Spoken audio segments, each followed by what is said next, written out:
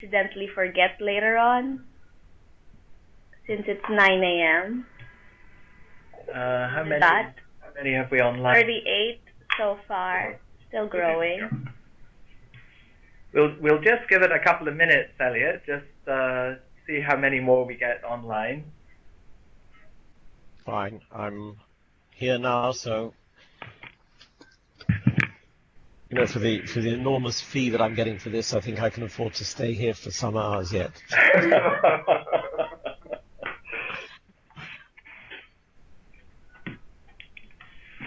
just get them tissue.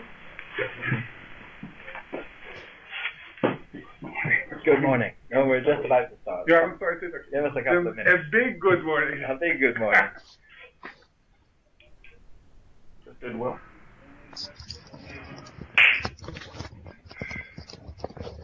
I'm going to leave the screen for about 2 minutes. I'll be right back. Okay.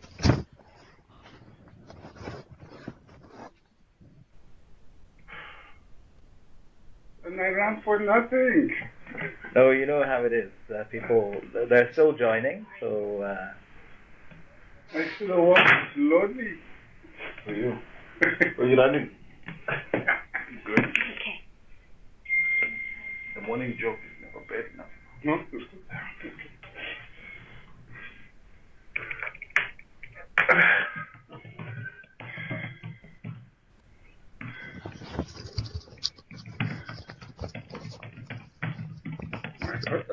Right. Give your microphone. Well, love. Needed to represent the numbers. Yeah. So there are about 130 people confirmed. Well, of course, 50% will join and 50% will stay doing something else. Well, 42 is not bad. 43 and 4 is 47 now. We're hitting 50. If you want, I can go log in with my Skype. How many we got here now? We have 44 right now. Okay, so we're still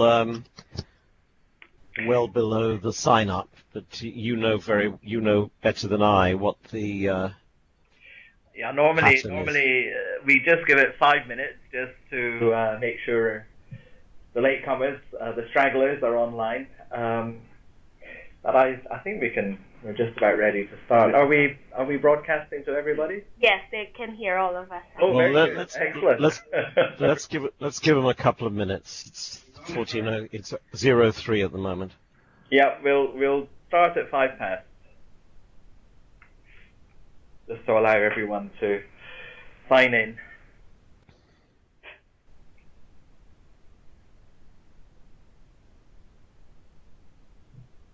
Let me go get my computer too.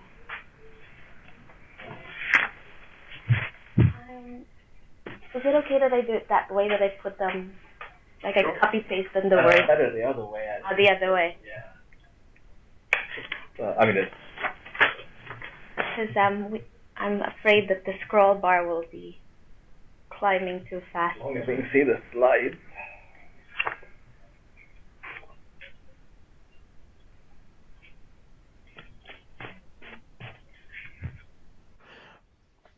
By the way, I think I should mention that, as I said to Ada previously, there is a small risk that my Wi-Fi connection blanks out for the odd 30 seconds in an unpredictable fashion. I'm not quite sure what I can do about that, except maybe sending me a Good morning. Good morning. A message. We'll send you a text. We'll send you a message if. Yeah, I mean, or wave your arm around. Yeah. Good morning, somewhere. Elliot. Good morning. Well, good afternoon. I've been at it for hours already. Sorry, I had a medical appointment. I did my best to come as early as possible. Good. Well, now that Ada's here, we can get started. We were always. Yes. What's your current we were just allowing everyone to join online. We have about 50 colleagues online, so a good audience. More might join, but I think we can get started. So a very warm welcome, Elliot. Very glad you're able to join us today and give us what promises to be, I think, a very interesting presentation. I'm sure the audience around the globe will be very keen to hear what you have to say. Let me just introduce Elliot for those who don't know him. Of course, he's a well-known figure in evaluation circles. He's been the editor of the journal Evaluation, the International Journal of Theory, Research and Practice, for the past 20 years, over 20 years, in fact. And it's a well-read journal. It's distributed to everyone who joins the European Evaluation Society. So it's one of the perks of the EES. Elliot was, in fact, previously a president of the European Evaluation Society, also at a different time the president of the UK Evaluation Society, and prior to that was a member of the British Academy of Social Sciences. Elliot has published widely on evaluation issues, particularly on understanding how evaluation works and how evaluation systems need to be configured so that evaluation can do the job it's supposed to do. I won't go through all the publications that he's written or indeed edited. He's been a prolific editor as well as a writer. But the topic that we're going to discuss today was the subject of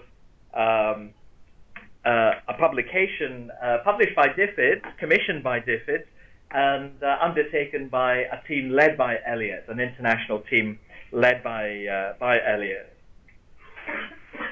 So Elliot currently is Professor Emeritus at the University of Lancaster, specializing in evaluation, of course, and a visiting professor at Bristol in the UK, which is where Elliot is located today, in case you're wondering about his physical whereabouts.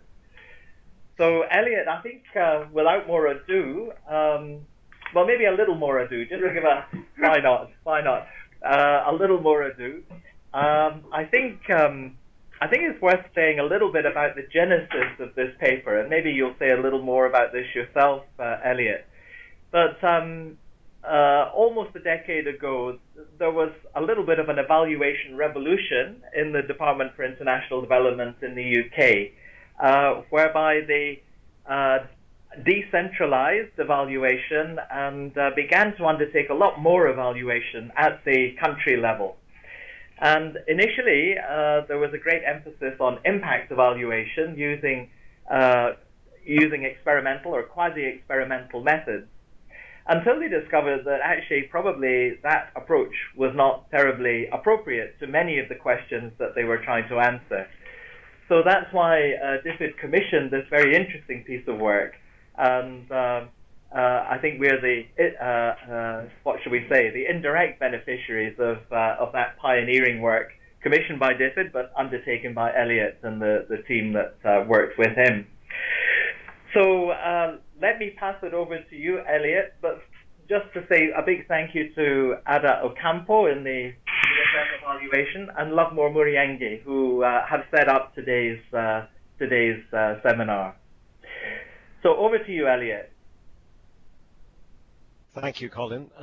I will say that the DFID work, which was undertaken in 2011, really, did indeed kick off this set of interests that I've had in impact evaluation for recent years, but my thoughts have developed a fair bit since then, so I wouldn't want to attach too much responsibility to DFID alone, or indeed to the colleagues I worked with at the time. They may well wish to deny responsibility for some of the ways my thinking has developed since, and I don't want to give them the opportunity to do so. Okay, I'm going to talk about impact evaluation, and what I want to do is to introduce the notion of different impact evaluation perspectives. I want to help people be a bit more independent and critical about what they expect to get out of impact evaluation. And I want to put forward some frameworks that can strengthen the way impact evaluations are commissioned, managed, and used. And I'm saying that from an expectation that the people I'm talking to are not necessarily impact evaluation experts, nor do they expect to become them, but rather they're people who work with consultants, take advice, coordinate and manage, and therefore I'm pitching my presentation to the kind of understanding that you need if you're going to be doing those kind of impact evaluation management activities. Now, the other thing I think I want to say by way of start off is that I'm not selling impact evaluation. It's not the only way to do evaluation.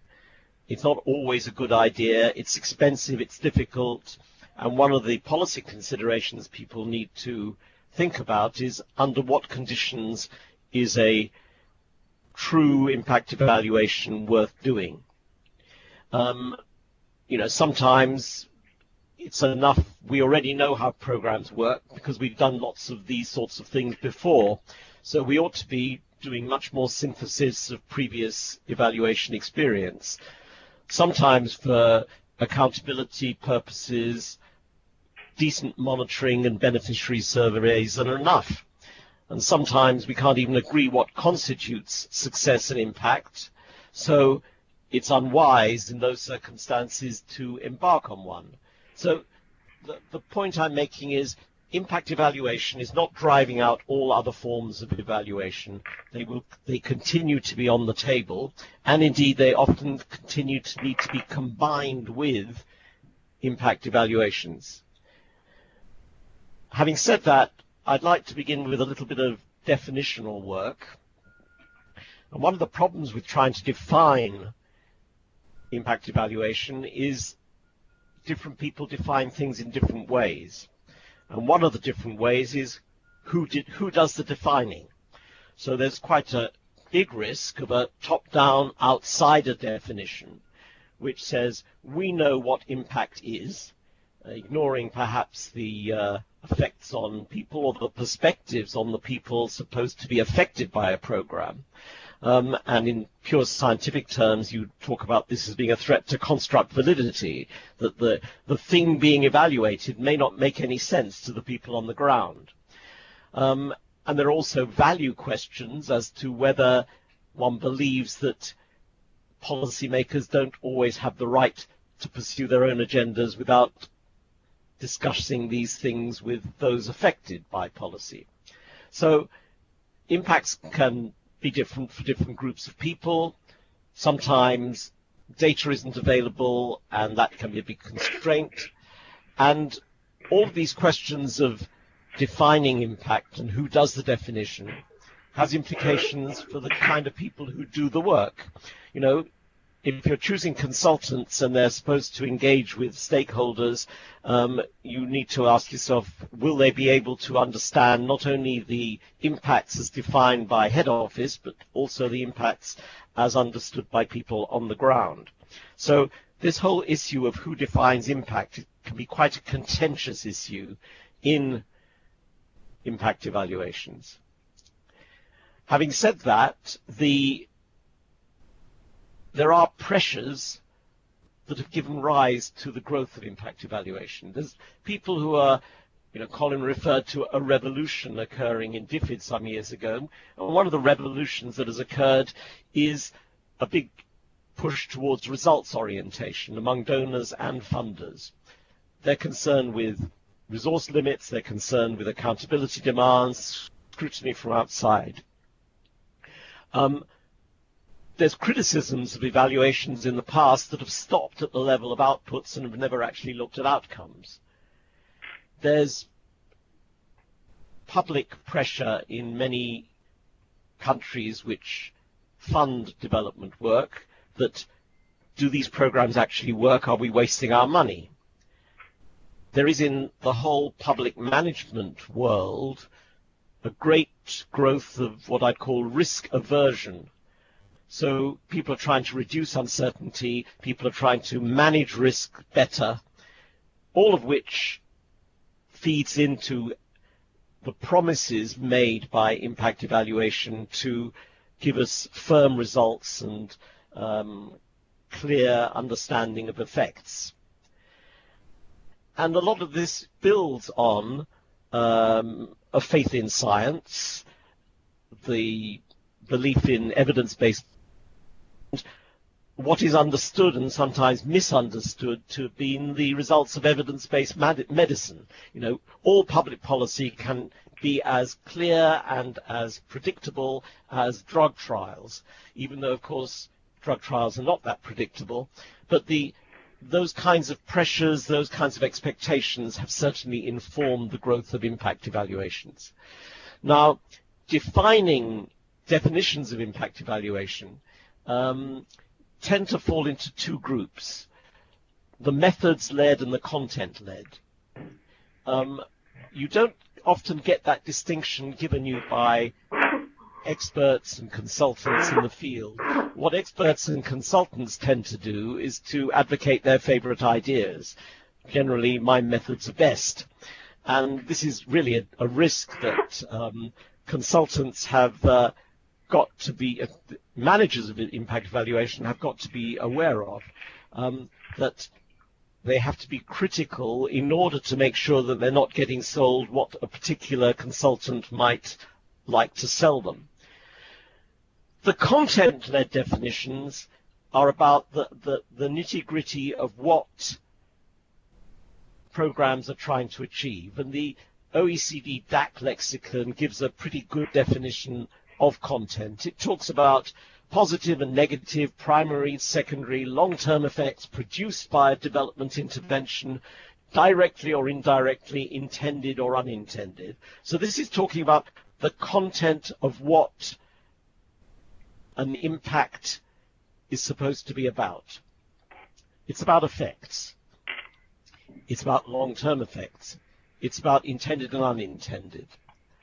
And if you unpick that definition, you will identify that there are search for any effects, not only those that are intended, effects that can be positive and negative, and in evaluation we're always concerned with unintended consequences.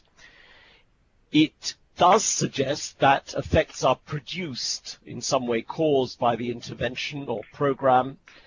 It suggests the possibility of different kinds of links, some of them indirect, between different between different development interventions, and it focuses on longer-term effects of development. And this time horizon business is quite important. A lot of attention has been paid in recent years to what's called the trajectory of effects of programs and interventions. Do these things happen in the short term and then do they stay the same? Do they change after 5 years in ways that were quite unexpected? Do they have their big effects in the short term and in the long term the effects disappear? All of these time issues are really important and needs to affect when we do evaluations, because if we're doing evaluations at the wrong moment in time, we might not pick up on those things.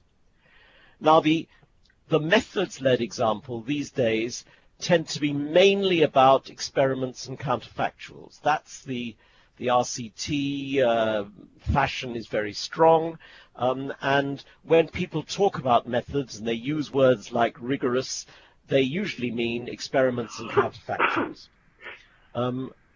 Now, there are two examples on the screen at the moment of the way people describe these kind of understandings of impact evaluation. The first was a World Bank poverty net description, assessing changes in the well-being of individuals, households and communities or firms that can be attributed to a particular project, program or policy. Even more specific is Howard White's rather well-known 2010 very technical distinction. It's the difference in the indicator of interest with and without the intervention. It's a study that tackles the issue of attribution by identifying the counterfactual value in a rigorous manner. Now, if you unpick the methods-led definition, there are some key aspects to that. It's looking for a given effect, an indicator of interest, a particular cause which is seen as both necessary and sufficient.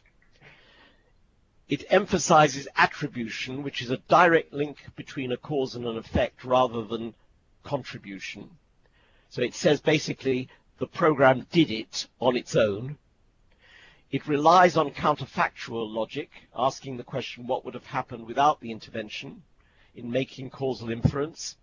It assumes that the experimental and quasi-experimental methods are the best or default method, and it tends not to talk about the long term because generally these kinds of methods are applied commonly in the short term.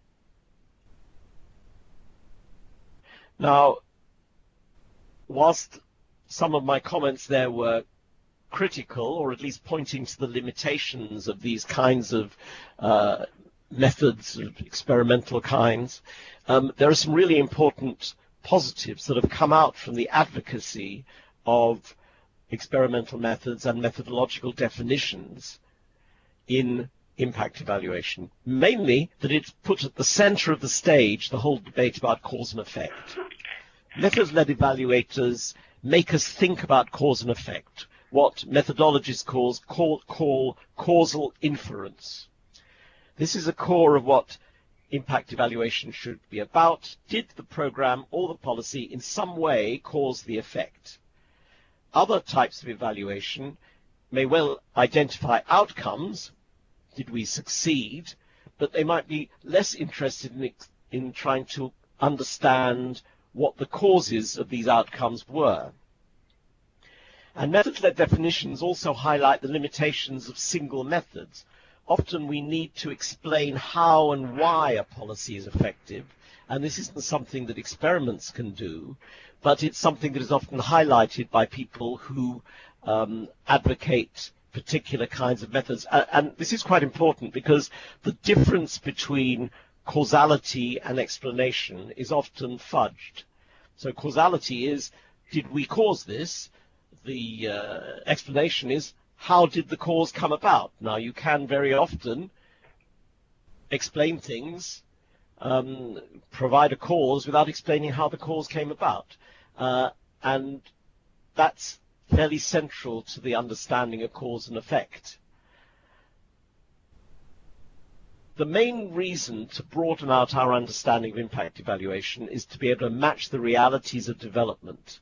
So we're not just saying, let's broaden things out because we don't want one school of methodologists to have things all their own way. In my terms, the reason we need to broaden out methodologies is because we can't always in the real world set up experiments, and experiments can't deal with multi-causal long-term effects. Impact evaluation has to find ways of dealing with causality by methods that are suited to the programs, and many of the programs we deal with these days have many causes rather than a single cause. And we also have to often deal with explanation. So we have to, in order to learn, go beyond causality alone. And all of this is backed up by fairly mainstream thinking in the philosophy of science. And I hope that by having the word philosophy on the screen for about 3 minutes, I'm not going to scare too many people too greatly. But it's important to realize that, that evaluators are not alone to be engaged in this debate about what are the best methods to use in complex circumstances. There's a broad consensus in the philosophy of science that causality is multi-causal and non-linear, that it isn't simply a question of A leads to B, and if I can find the magic bullet, that will cause the result. Because systems are open to external influences, because multiple causes interact with each other, because contexts are important and change everything when the context changes, and because you can't simply observe causality, you actually need some theory to understand how causes happen. And rarely is a program both necessary and sufficient, the only way to achieve a goal. In research, for example, we've moved away from what David Hume described in the 18th century as a search for the single cause of the single effect. Nowadays, we're much more interested in causal packages, mainly because the reality of the policies we deal with are composite, that in fact you have to understand how things combine with each other, and you have to understand how things are supported by local factors. And one of the most interesting philosophers who've attempted to understand evidence-based policy in recent years, Nancy Cartwright and her colleague Jeremy Hardy, have said, just because we know something has worked somewhere doesn't prove it will work here or anywhere.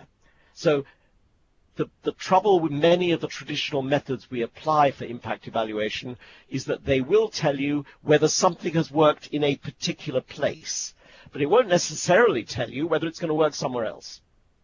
And that's what scientists call external validity. Can you generalize?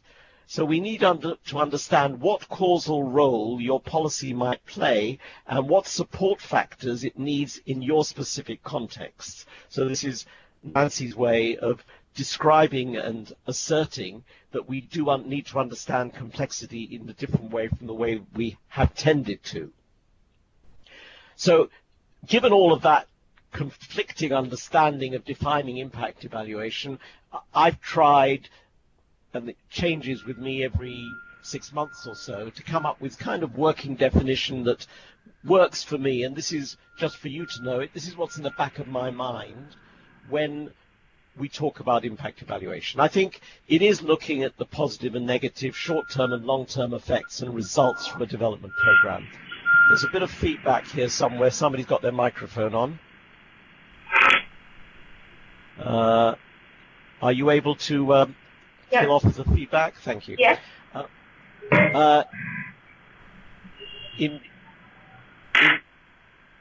Okay. You've got to ensure that the evaluation includes the perspectives and values of those people affected by programs. You're trying to assess the direct and indirect causal claims of these programs to contribute to the effects, whether they're intended or unintended, and that we're trying to explain how programs contribute to an effect so that lessons can be learned. In other words, I'm making the assumption that it's not good enough to say, we did an impact evaluation and we know something worked in Bangalore. We actually need to be able to say, are we learning something for this that will allow us to do things better in the future, or to apply these lessons somewhere else?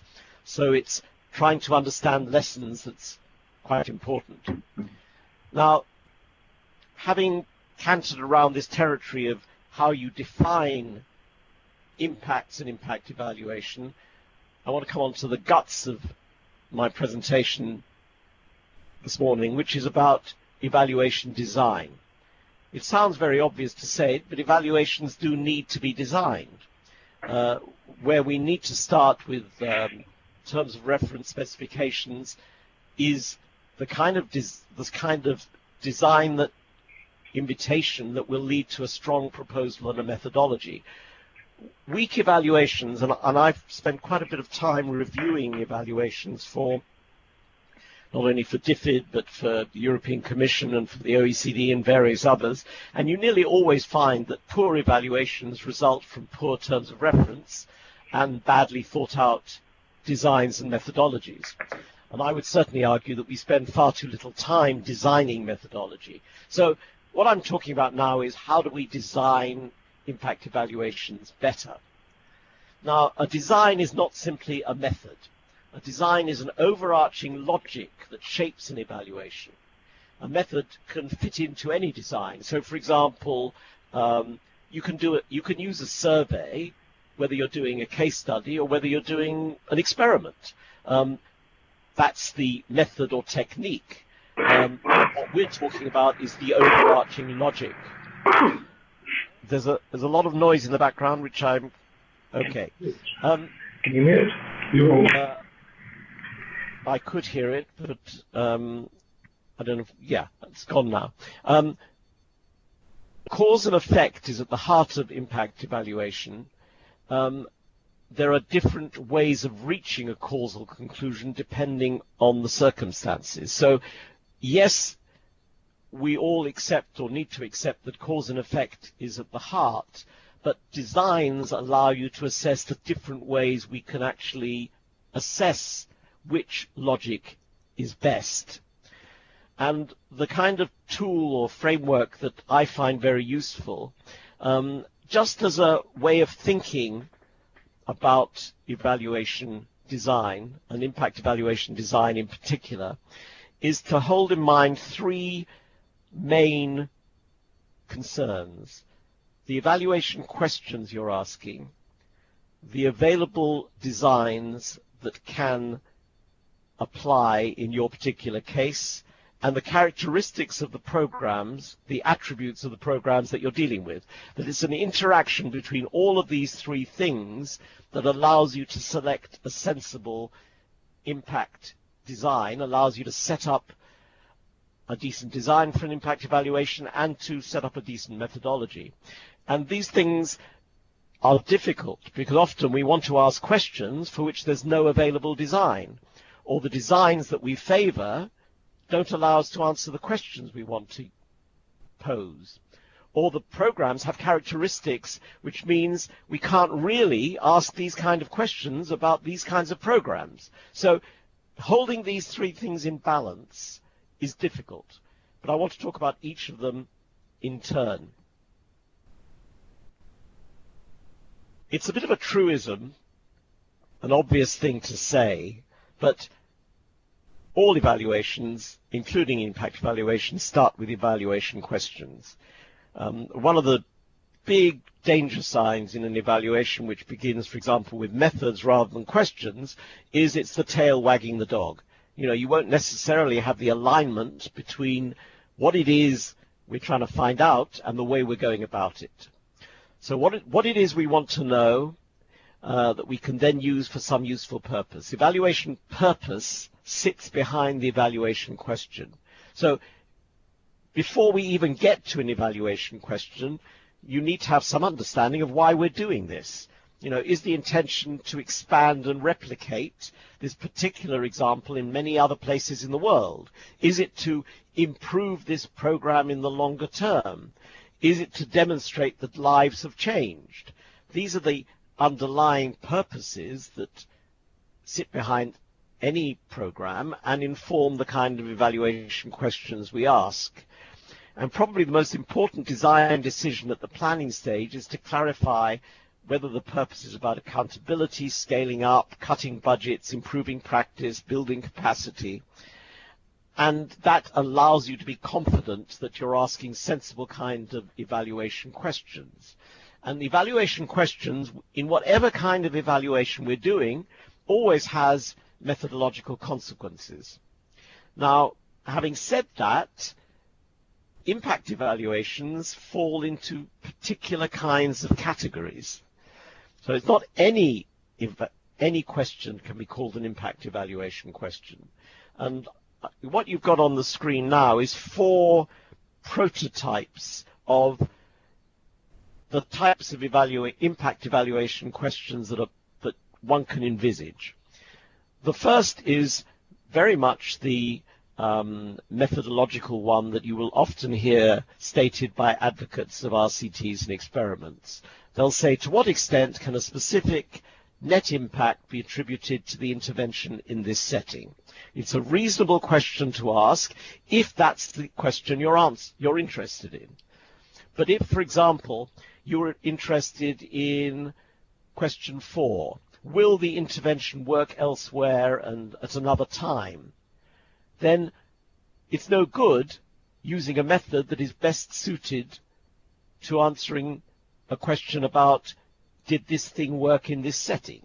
So in italics after each of the 4 questions on the screen, I've made a very simplistic association between types of questions and types of designs and approaches.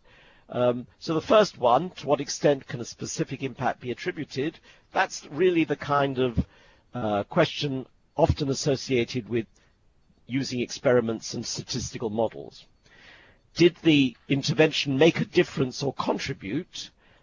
That whole kind of contribution approach would be contribution analysis, which is a kind of case comparison.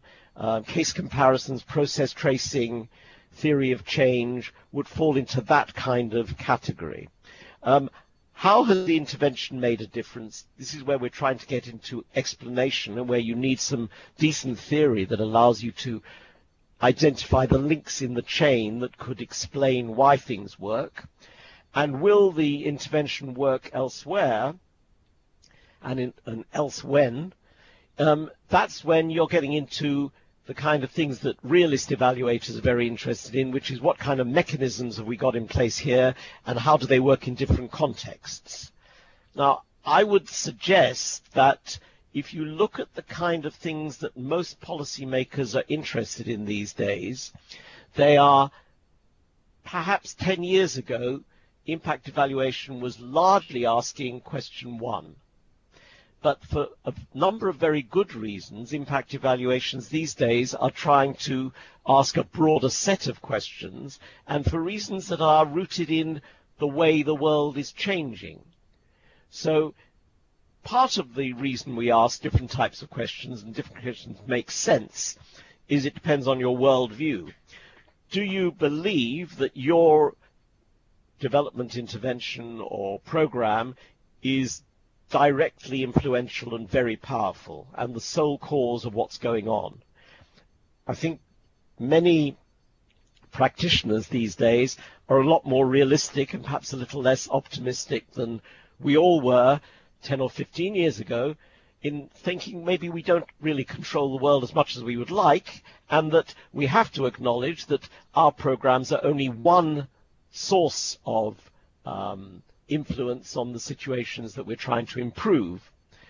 The second way in which we have to think about whether questions make sense is what are people interested in? We're not often interested only in saying, did this work in this particular program? We also want to look backwards and forwards. We want to think about replication. We want to think about doing things in other places. So those are some of the reasons that there's been a kind of a extension of the range of questions we want to ask. And it's not disconnected from the political economy of development where, for example, nowadays we have to expect and should expect ethical behavior by those who undertake and from those who are affected by projects and programs. There are increased roles for national governments and national civil society, so it's not simply a question of what we want to achieve. It's more differentiated development landscape with philanthropy, South-South, competitive models with the DAC view of the world, and policy coherence, which is one of the taken for granted assumptions in many development fields these days, that you can't simply think about what you're doing. You have to see how coherent you are with national policies, with areas like education and human rights and taxation and trade and everything else. That implies that things are working together. And if things are working together, that's one of the reasons that contribution becomes as much of an issue as attribution. And this is also one of the reasons why evaluators can't simply sell themselves, and if they try to, I think you should be very suspicious of them, is when they say, I'm an impact evaluator. Basically, whatever evaluation you're trying to do, you will be doing things that draw on other evaluation traditions. So we're always interested in how do you deliver to achieve impact, which gets you into the kinds of implementation and delivery evaluation traditions which are well established and are quite different from impact evaluation traditions. We're interested in how to engage with marginalized and excluded groups, which gets you close to the whole participatory local evaluation tradition. We're interested in building capacity for monitoring, which gets us into capacity development. We're interested in how to adapt to different contexts, which means that we've got to go back to doing scoping studies and needs analysis, which is another well-established practice within evaluation. So I always warn people who commission impact evaluation, that if specialists come to you and say, what I do is impact evaluation, and seem to know very little about other evaluation traditions, you should be suspicious, because there is a risk. Because you cannot simply go into the field with a bunch of techniques. You have to go into the field having an understanding of some of these broader considerations. As you will remember from the triangle which was on the screen a few minutes ago, another big circle there was program attributes. And there's a growing literature on how the world is complex, that things aren't linear, that things are made up of subsystems which are nested in each other, that the results of change and the trajectories of change are not simply an input-output model, they change over time. That we're not simply rolling out a standardized engineering program across the world, we're customizing things to local circumstances and adapting to what local people understand makes sense in their world. So all of this is kind of the meta level, what's changing program attributes.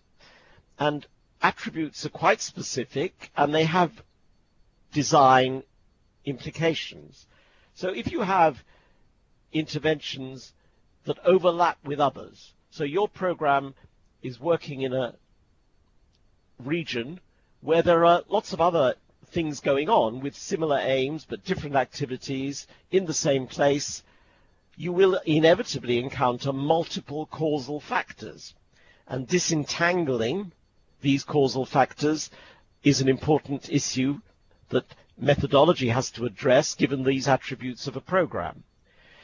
If you're looking at customized, non-standard interventions that are adjusted to different contexts, you have to begin to understand what works in different circumstances.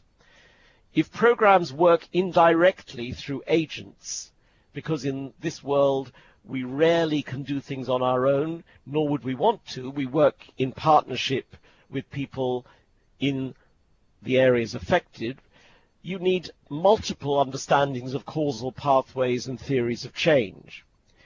If the impacts of programs are long-term, then one of the key design decisions, as I mentioned a few minutes ago, is when do we conduct an impact evaluation and when to follow up.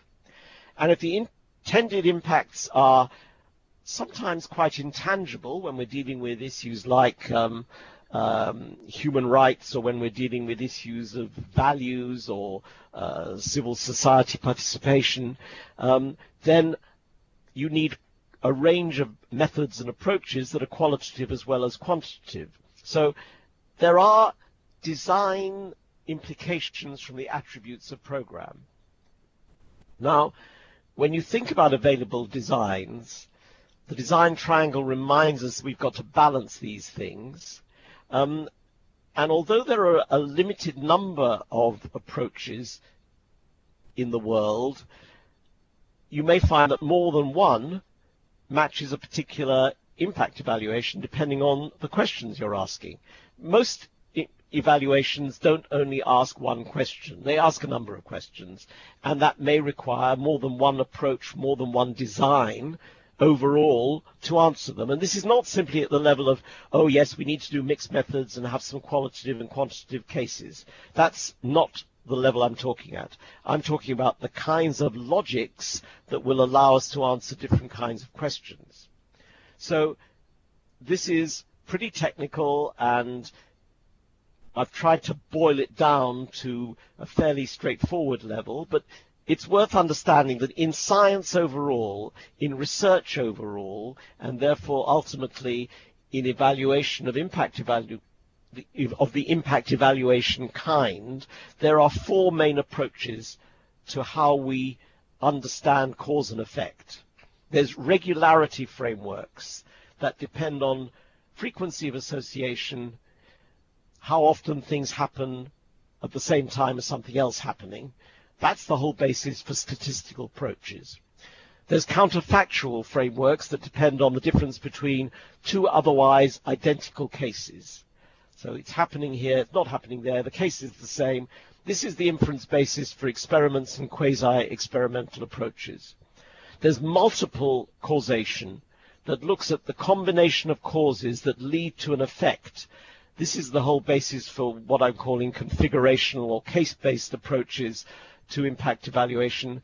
There's generative causation that depends on identifying mechanisms that explain effects, and the inference basis for theory-based approaches and realist approaches to evaluation. Now, these are different perspectives on the world. It's easy to say which is the best one and let me use it.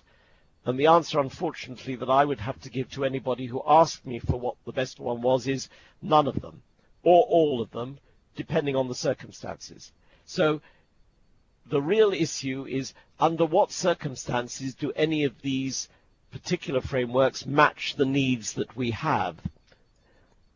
And, well, this is a bit technical, but I'll briefly indicate that if you look on the left column, I've repeated those types: statistical, theory-based, case-based, and participatory.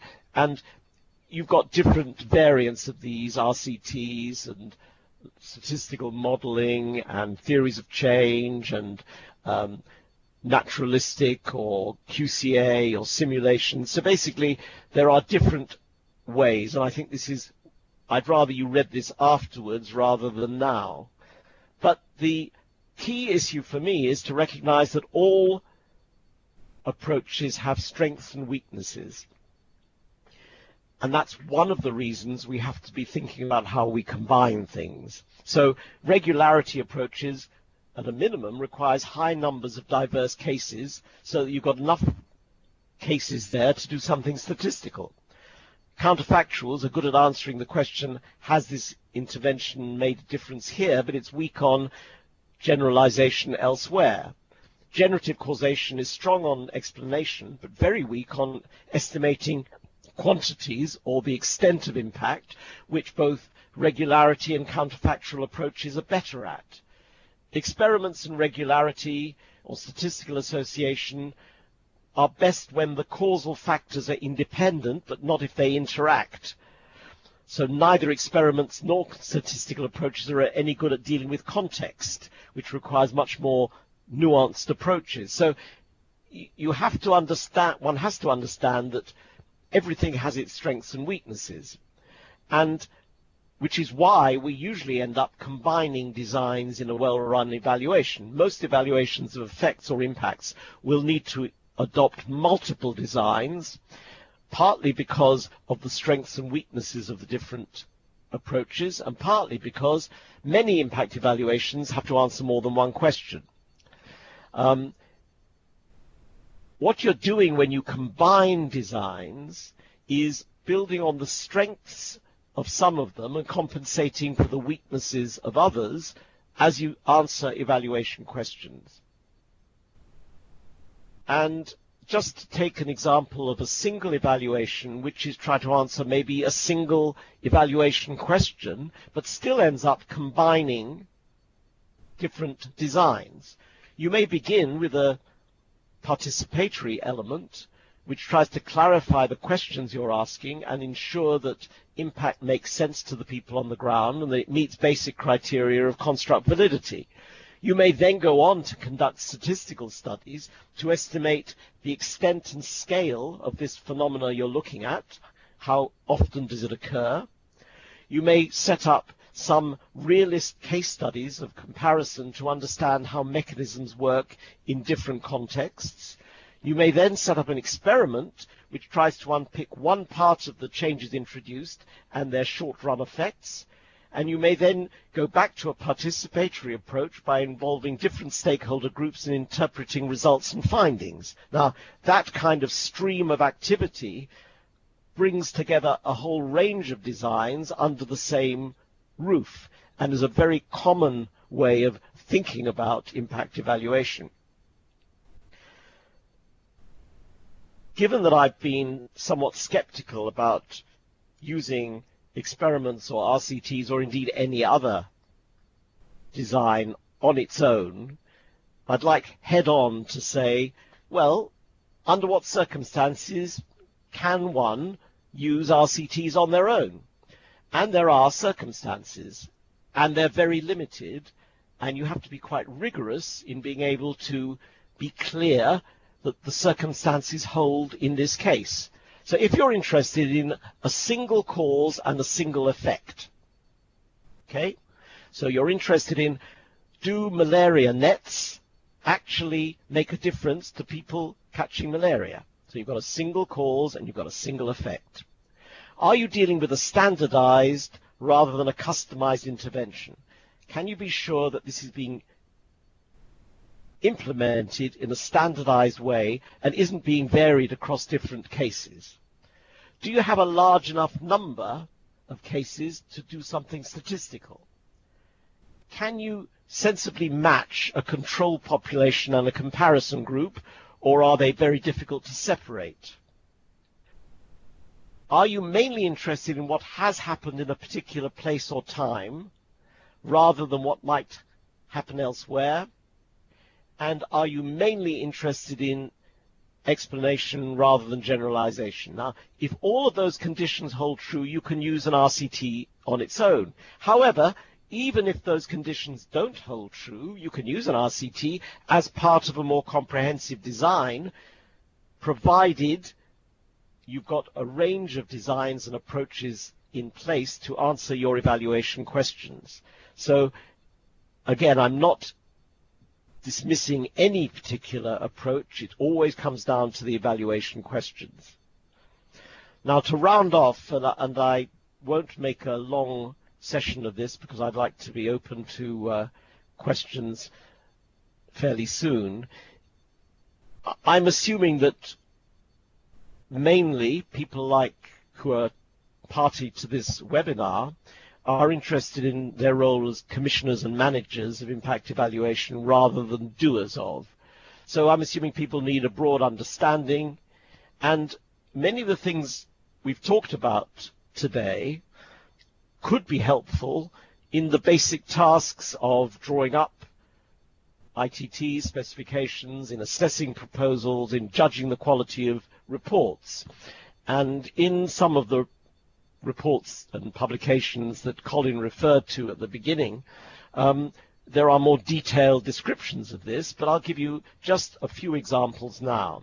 So when you're drawing up an ITT, building on what we've been talking about so far, it's reasonable to require consultants to identify how they expect to identify impacts, how they're taking on board what we already know, what kind of skills people have got, both technically and in terms of engagement and participation, the overall evaluation purpose and clarity about the evaluation questions they're asking, understanding of the program attributes and complexity, discussing the context or setting and how this fits in with the attribution or contribution approach being adopted, whether the measurement of impacts is wanted and whether it's possible given potential for data. Now, this checklist is abstracted from a much longer checklist of things you want to know if you're going to set up an impact evaluation. And you can put together a similar checklist when you get your proposals in. Have the impacts been identified and understood? Are stakeholders going to be involved in identifying and validating impacts? Has existing knowledge been taken into account? Are program purposes and evaluation questions clearly stated? Does the proposal show how their design is going to link cause and effect and answer the evaluation questions? Is the proposed design consistent with program attributes? So you can make checklists at every stage, including the reports. Does the report make it clear how causal claims have been arrived at? Is the chosen design able to answer how and why questions if it's wanted? Is there a link between the evaluation questions asked, the design, the data collection, and the methods used? Have beneficiaries and stakeholders been involved in scoping the evaluation? So these kind of very specific checklists can be derived from some of the more abstract ideas that I've been discussing so far. And as I say, they are available in some of the publications, which I'm going to give you references to at the end of this presentation. And by way of conclusions, just want to make a few points to remind you that we do need to be selective about when we undertake impact evaluations, that we should never confuse impact evaluation with any one design methodology or philosophy, that there are a whole number of, well, at least 4 major, but there are a number of mainstream research and scientific designs that are suitable to impact evaluation and which should be included in the impact evaluation toolkit. The determinants of design choice should be the questions we want answers to and the types of programs we want to learn from. And who defines impacts and effects is a value choice and matters. And if it is a value choice, it needs to be included in your way of specifying things. And spending more effort on designing impact evaluations is very important if you want to have an end product that has some quality to it. So, thank you for your attention, which I assume I've had, although in a webinar you never can be sure. And I would look forward to having questions. And it might help if at this stage I download the Lovemore, can you tell me if I click add attachment yes, at this please. stage? Okay. No, you're not. If I add okay, I'm adding attachment and okay, so it's now uploading and therefore you should feel free to circulate it to everybody. Thank you. And you can have it in front of you when you ask me questions. Over to you, Colin. Great. Thank you very much, Elliot. You've really given us quite a lot to digest. You've taken us into quite a lot of challenging issues. You've taken us on a journey from the philosophical heights to, at the end of the day, how we actually go about managing and undertaking evaluations to look at impact, to understand impact. So you've given us a lot. One of my colleagues was saying there's enough here for a half-day seminar. I think there's enough here for a 6-week training course. We've got a number of questions coming up, so we'll on the sidebar there. Perhaps more colleagues, if they have questions, can type them in on the sidebar there. Oh yes, I can see them now. They're building up. Yeah, there are lots coming up. Just to give you an easier life, Elliot, I'll try and pick them out and ask you them orally, as it were, rather than ask you to struggle with the sidebar. We'll struggle with the sidebar. Okay, I think I'm going to be very happy that you're doing that. But please try not to give me only the difficult questions, Colin. Give me a few easy ones. Okay, right, fire away. Well, first of all, to say thank you very much for taking us on this journey. And I personally, I have to say it's been wonderful to get away from the old arguments about whether we should do qualitative or quantitative. You know, what you've very skillfully done is shown that actually there are many perspectives, there are many methodological approaches, and it all depends on the question you want to answer. So I think that the old paradigm wars, as it were, are over, and you're one of those who is building the piece. But it's quite a sophisticated piece, and I think it poses all of us challenges to understand what we're doing. I think also, perhaps I'll be speaking for many of the colleagues around the system if I say that many of our programs are designed without the degree of sophistication. I'm not talking about our evaluations. I'm talking about the programs that we're evaluating are often designed without a very clear set of expectations around cause and effect. And so, of course, one of the first things that our evaluations tend to complain about is that the program design was poor, that there was no theory of change, etc., etc. So Important what you just said. I want to comment on that, Elliot? Yeah. Yeah, I was just wanting to briefly say that I think what you've said is extremely important, because the logic of evaluation in general has begun to throw into very stark relief the way we design our programs. And many of these skills that evaluators have developed to ask very basic questions like, why are we doing this if we want to lead to that result, is not a question that has always been asked that regularly by program designers. So I think some of the best evaluations and impact evaluations that I've ever been involved in have been where the people with an evaluation perspective are already involved at the moment that the programs are designed, or there is some consultation or exchange process early on as a way of ensuring that one isn't trying to make a good evaluation out of a bad program.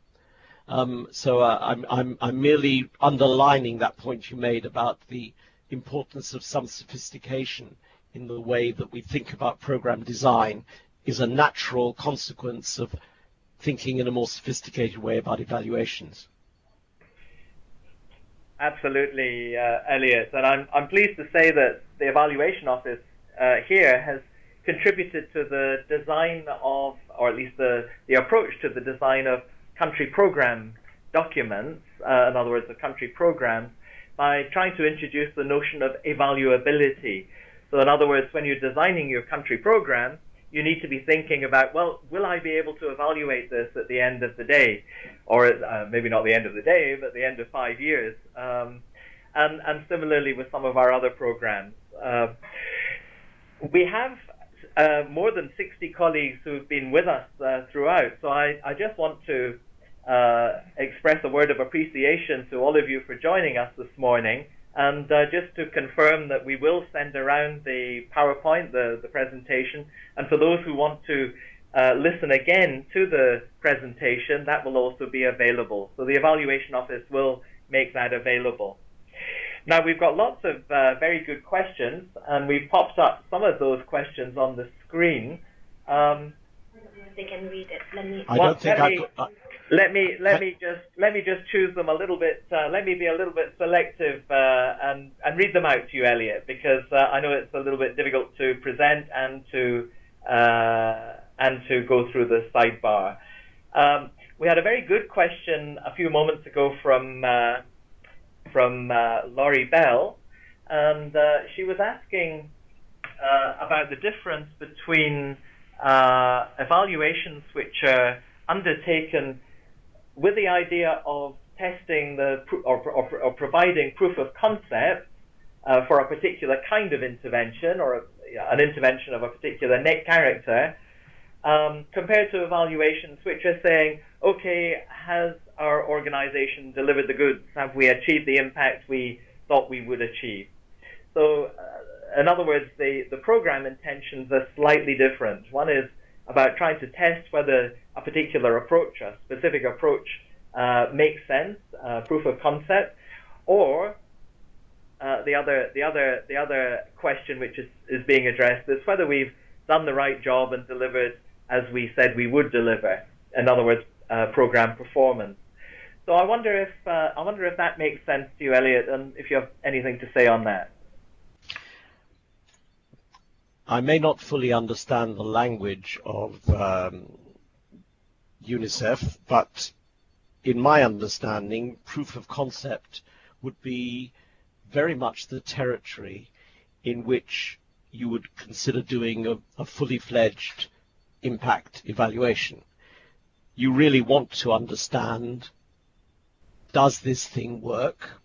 You want to understand what is making it a possible approach or program, and you want to probably also explain, because you're not only wanting to understand did it work, you want to understand, can you understand how it works, can you ensure the same conditions can be made available in other circumstances, will you be able to replicate and do this thing again in the future? So that seems to me to be ideal territory for a proper impact evaluation. If you're doing something regularly and you basically want to know, have we delivered the goods, I'm not sure you need to do an impact evaluation at all.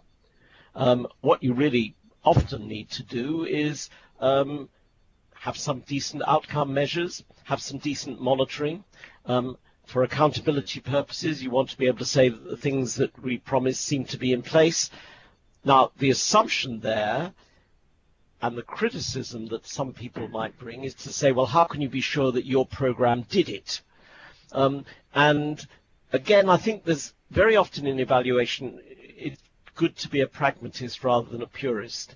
And I often say to myself and to my colleagues, well, what's a good enough evaluation in this case?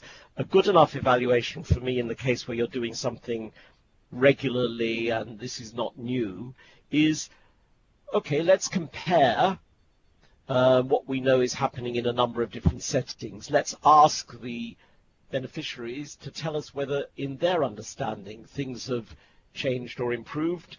Let's look at our monitoring data and see whether over time things have changed.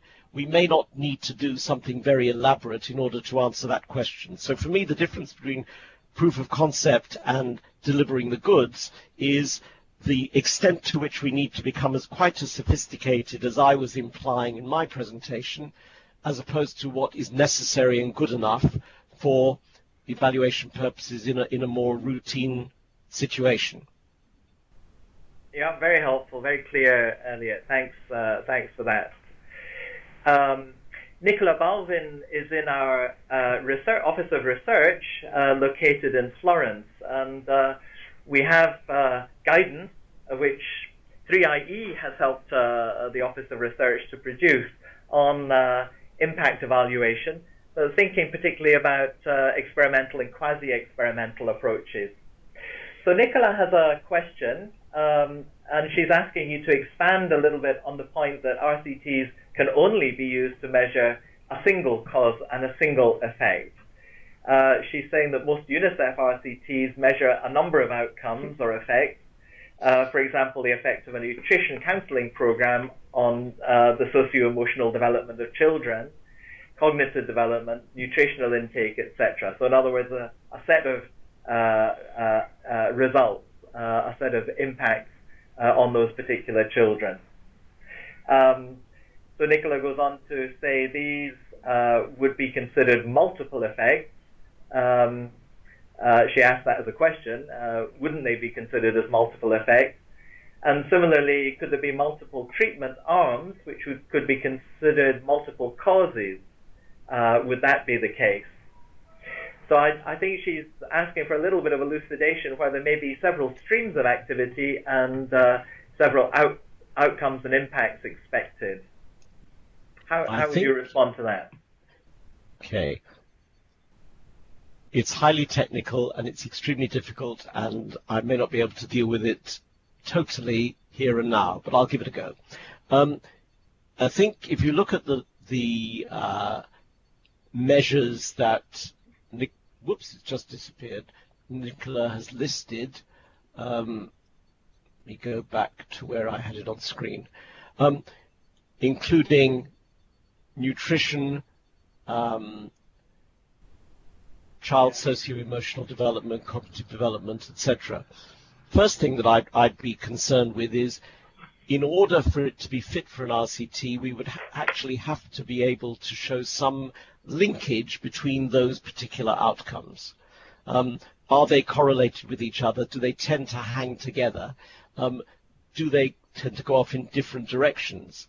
So if you're trying to group those things together to avoid the one averaging out the other and disappearing, making it difficult to disentangle, you need to understand the relationship between them. But the more important thing is, what do we believe is causing something as complex as that? I would be questioning whether we would be able to use any single design to explain those range of outcomes. The range of outcomes are varied. They are likely to be caused by more than your program. They are likely to be very much affected by context.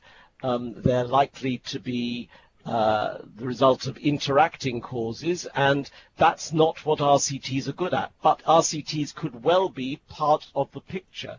On part of that, it will undoubtedly work, and I need to know much more the details of the program in order to be able to say which bits would apply to what. But I'm confident that you couldn't do on a very complex program of that kind only rely on any one design, and certainly not only on RCTs. So that's a crystal clear response, Elliot. Well, I'm expecting that others will disagree with me, and that this would be getting into more, how should I say, religious disputes rather than let's not go back what we can deal with here. Theology is not our topic. We're getting a number of questions in the sidebar about the application of impact evaluation in settings of humanitarian emergencies and humanitarian response. And of course, the situation there can be extremely complicated. It can be highly complex, many things going on. At the same time, we know that there have been some recent demonstrations of fairly simple cause and effect impact evaluations, which have been undertaken apparently successfully. So I wonder if you have any thoughts on whether there's anything specific that we need to bear in mind when we're looking at humanitarian settings, or whether the kinds of principles that you've been enunciating previously on methodological issues and evaluation design would also apply not only in development settings for development intervention, but also in humanitarian settings for humanitarian action. So back to you on that one. I'm sorry, I'm going to throw it back to you because I'm not in your field. I don't feel that I fully know what you mean by humanitarian actions. I mean, can you give me just a little bit of an example of the kind of program you're talking about? Yes, we could have a very long discussion on. No, give me a very short one. Typically, if you look at Typhoon Haiyan, for example, in the Philippines 2 or 3 years ago, what UNICEF did there was a whole range of interventions. So some were very immediate to restore the water supply. Some were a little more long-term in their approach in terms of trying to provide sheltered, trying to find accommodation for children that was safe, particularly children who'd been separated from their families. Something else that UNICEF did in that context was to work with the local authorities to empower and enable the local government units within the affected region to respond and to take forward the leadership and direction of the response. So, I mean, that's a very simplified version of what UNICEF did in that setting. But you can see how there were a whole set of responses, some with short time frames, some with longer time frames. Okay, I think I have it. Yeah. Thank you.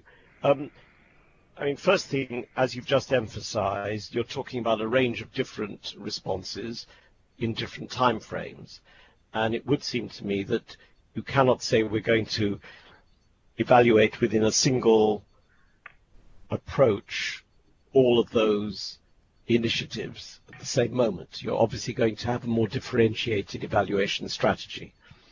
So having said that, some things, and in humanitarian situations, there's a very big emphasis propagated by some experts that there should be more real-time evaluation. So you're dealing with the actual moment, some crisis in the very short term.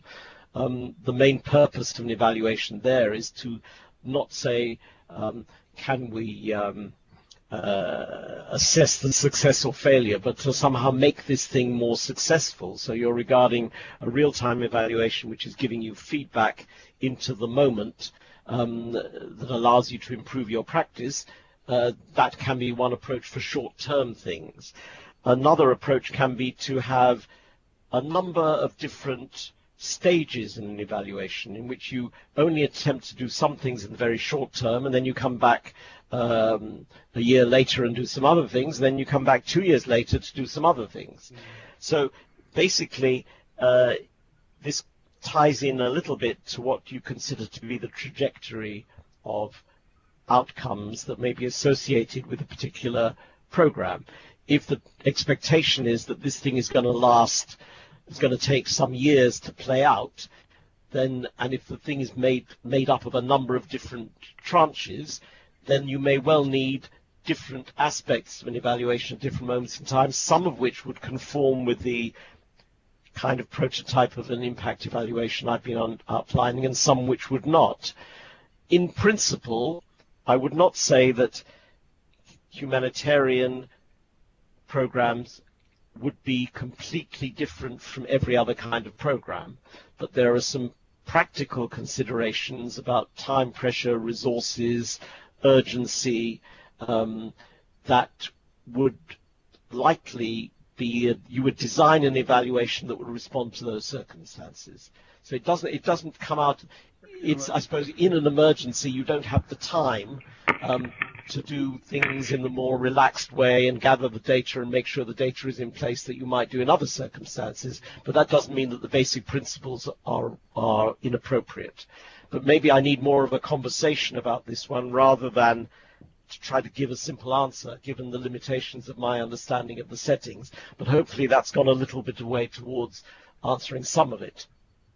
Thanks, Elliot. I think your key point is that the same basic principles apply, even in humanitarian settings. But of course, in a humanitarian setting, there can be it is very different. There may be different factors at work.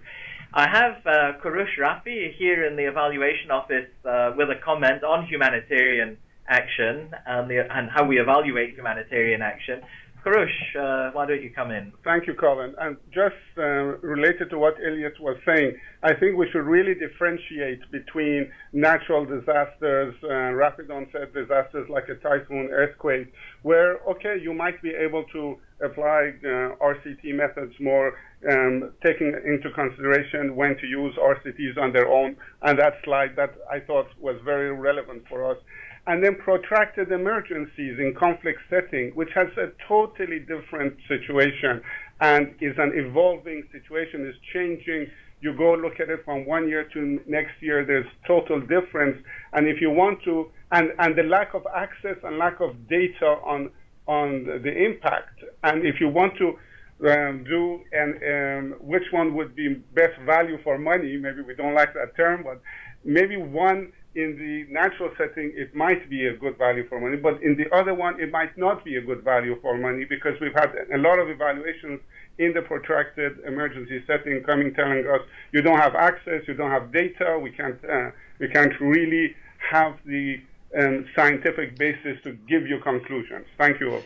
Can I have an interchange with you, because I found that very helpful as a startup description of something. But for me, that raises the question of what's the purpose of doing an evaluation in a protracted emergency in a conflict setting? Why are we doing it? What's your understanding of why we're doing it? I mean, you implied, or you talked about value for money. Now, it's true that some people, when they're confronted with human distress and emergencies, they mainly think about money. Other people think about relieving some of the distress and reducing some of the problems that have been created. Some people might think of improving our response to this kind of protracted emergency in other settings. If it was that would be quite different from, are we doing this thing well enough here, and can we improve our practice here? Or it might be different again if the purpose is how to ensure that certain of the most marginalized groups' voice is heard, as opposed to other groups whose voice might be more easily heard. So for me, part of the answer is not just in the nature of the setting, it's in the nature of the purpose and the questions you're trying to ask that follow from that purpose. That should be the determinant, not simply the nature of the setting. I don't know whether you agree or disagree, but I'm happy to have a conversation about it. We fully agree, but especially given a situation in an emergency when you have limited resources and you can reach X number of children with that limited resources, it is evident that the more effective and efficient you are, the larger is the number of children you will reach. Given the limited resources, if you look at our request... Let me jump in, because sometimes there's a tendency in UNICEF to differentiate between development interventions and humanitarian interventions. The point that Kurush is making about limited resources applies to any sort of intervention. Exactly. So on the development side, of course, we would like to have better impact, stronger impact, with a bigger population, etc., etc. Exactly. So whether it's humanitarian or development, it's really the same set of questions. But I think going back to Elliot's response and your dialogue there, it was a very interesting exchange, because, let me put this perhaps as a question to Elliot, those of us who are working in UNICEF perhaps don't have the most sophisticated understanding of how to design programs, or indeed how to design evaluations. So it may be that one of the roles for the evaluator is not just to undertake the evaluation with a commission from, the evaluation office or the China country office, but it may be that there's a need for a dialogue and some help in deciding what sort of evaluation design needs to be put in place. And perhaps just to give an example, one of our colleagues around the table today is working on health systems. So Beth Plowman is here with us. So one of the things that Beth did was a kind of scoping exercise, because she didn't know how to approach an evaluation, not necessarily an impact evaluation, but an evaluation of UNICEF's emerging approach to strengthening health systems. So again, it seemed to us perfectly appropriate to have that preliminary scoping exercise, to have a look at what data was available, what questions we needed to ask, what do the stakeholders want from such an evaluation at the outset. So in other words, to have a dialogue with informed evaluators about what's possible and what's appropriate. And I think maybe the last word is the most appropriate, the word appropriate is the key word there. So let me toss that one back to you, Elliot. Do we need to bring in evaluators at a much earlier stage, perhaps even at the design of the program? I think I said during my presentation that I think some of the best program evaluations have occurred when indeed there's been an evaluation input at the design stage, partly because evaluators ask the kinds of questions about, will the data be available? Why should I believe that this is going to work? Is it based on some prior experience which shows there's a connection between A and B?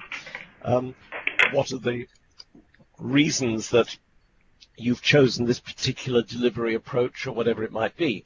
Now, having said that, there is a big debate in evaluation about independence. And one of the criticisms of evaluators being involved in the design stage is, that means that would be very difficult for them to be involved in the undertaking of the evaluation stage. And I tend to agree with that. I would tend to think that we need to distinguish here between evaluation competence and the evaluator. So a lot of my work at the moment is working with agencies like UNDP down the road from you guys, but also like with the European Commission and with OECD and with the UK government in designing evaluations. But I get called in to design evaluations when the program is still very fluid. So I'm working with the policy people on the evaluation design, on the program design, in order to understand how to put together a better evaluation design and to make sure that the conditions are put in place where it's likely to be successful. But I don't do the evaluations.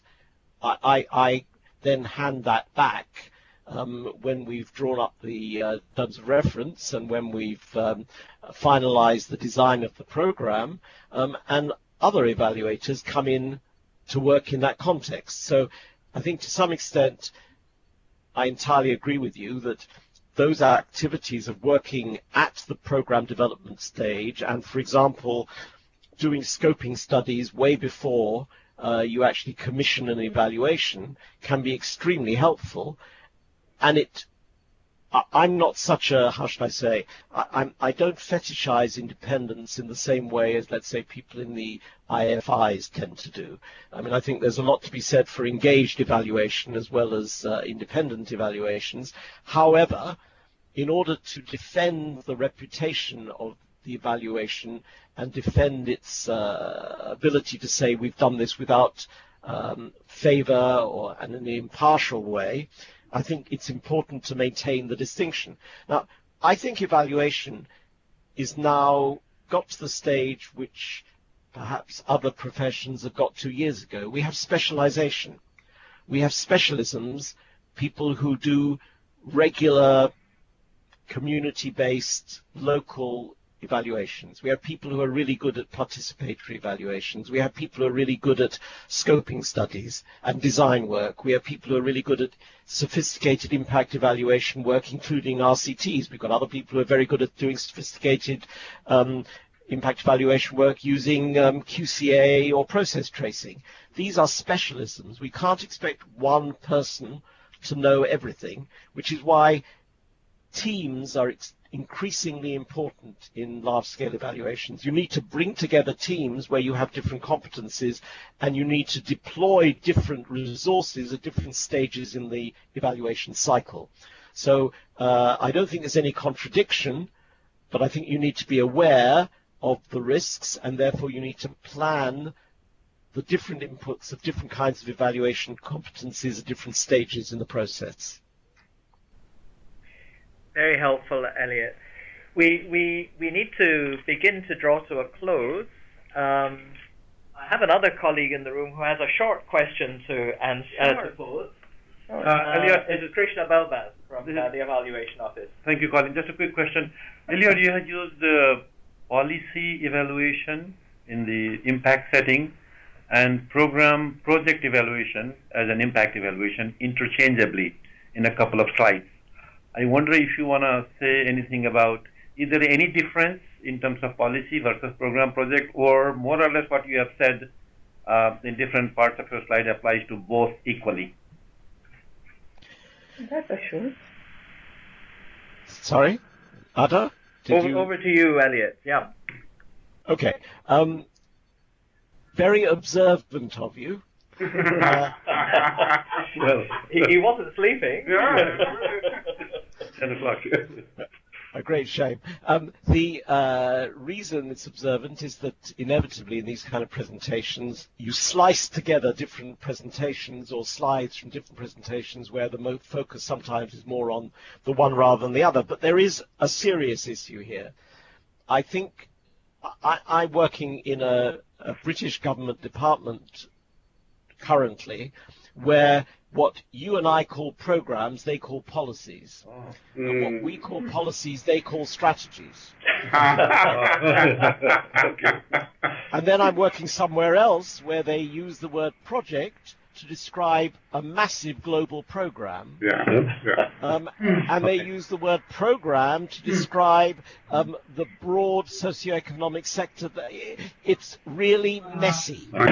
So I would favor I quite like because I've worked with the European Commission for about 20 years, despite the enthusiasm of my countrymen to become Little Englanders. We have a fairly well understood nomenclature in which we talk about strategies, policies, programs, and projects.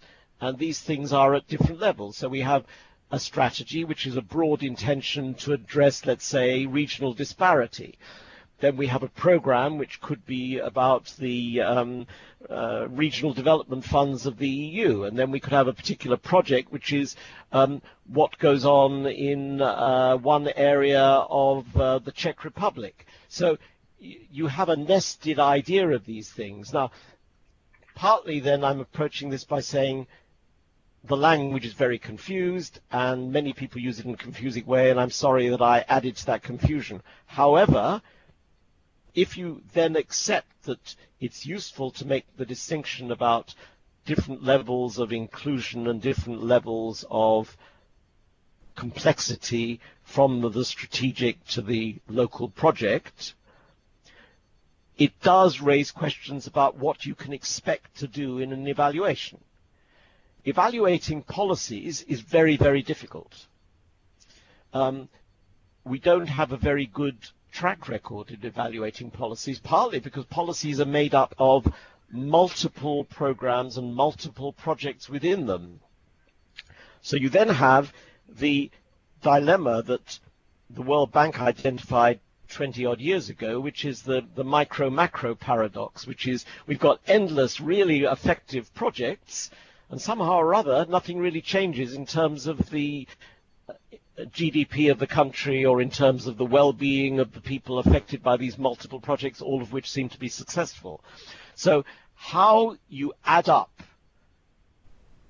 micro and meso interventions into a macro goal and show that there is a connection is a real dilemma in evaluation. And I briefly used a phrase in my presentation which I didn't explain, partly because it opens up a whole can of worms, and that was nested. And I think that the idea of a nested system in which you have particular activities going on at, let's say, a local level, a regional level, a policy level, a strategic level, and where in each of them there are particular dynamics happening, which means you've got a different theory of change at each level. But you've also got connections between them. So there are horizontal and vertical arrows linking your bits of the puzzle. And I think this is a really big issue, because very often policymakers will turn around and say, you keep telling me that these programs are all successful, but I know from the macro statistics that we still have the same number of poor families now that we had 20 years ago. And that's a real problem. And I think it's probably one of the frontier areas of evaluation now, not only in relation to impact evaluation, but more broadly. How do we ensure that we're not only able to say something about the very short term and the specific and the narrow and the project-based or the program-based, but can we also say something about policies? And evaluating policies, I think, is a different thing from evaluating programs, and I'm not confident that the rigors of impact evaluation are appropriate at that level. Thank you. Great. Thanks a lot, Elliot. We could go on all day. Indeed, we could go on all week on these topics, but we have to draw to a close today. I think many of these issues have given us a lot of food for thought, and Ada and Lovemore will be putting together a program of similar webinars in the future, which will open up some of these questions that we've just touched on today. So to colleagues who are participating around the system, if there are issues that you'd really like to hear about or that you'd really like to have a webinar on, let us know. If there are some issues today that you'd like more information about or you would like a discussion on, please get in touch and let us know what you would be interested in. We've touched on some really big issues, and I think one of the takeaways that I have is it reinforces my depression whenever I see a terms of reference that says we will evaluate this program or this project to see what works. Oh my, what does that mean? So you've unpacked that idea of evaluation being about what works to really helping us to understand that it's a whole set of very different questions with different approaches to answering those questions, and you've underlined the importance of having an evaluation design which might have several methods in it, not just one. One of the questions that we had on the screen was, is impact evaluation only about RCTs? What are the other methods? What are the other approaches? And I think what you've done is very successfully for us not only broadened attention to the much wider range of methodologies that we can use, but also suggested the ways in which they can be used together to provide a much more comprehensive picture. One of the things we haven't really discussed today, but I'm sure it will come up in future discussions, is of course that taking a more sophisticated approach and having an ambitious evaluation design can be expensive because it involves a number of activities. It involves bringing together, as you say, a team of experts, perhaps not just one or two, to begin to answer some of the questions that we need to answer. But I think if we're serious about knowing what we do and knowing the effects of what we do and eventually knowing the impact of what we do, then we have to be serious about investing in evaluation. So let me end there with a big thank you, most of all to you, Elliot. I think it's been wonderful having you with us for the past 90 minutes and more. I hope you'll join us again at a future date, not in 2016, it might be in a future year. Big thanks to Ada and Lovemore for organizing this, and to Celeste, who's been looking after the technology for us in the room here in the evaluation office in New York. So it just remains for me to wish everybody a good evening, a good afternoon, a good rest of the day around the system. And thank you very much for tuning in today, and we'll be back with you again before too long. Thanks once again, Elliot, and wish you all the best. Thank you. Thank you very much. Thank you very much. Take care. All the best.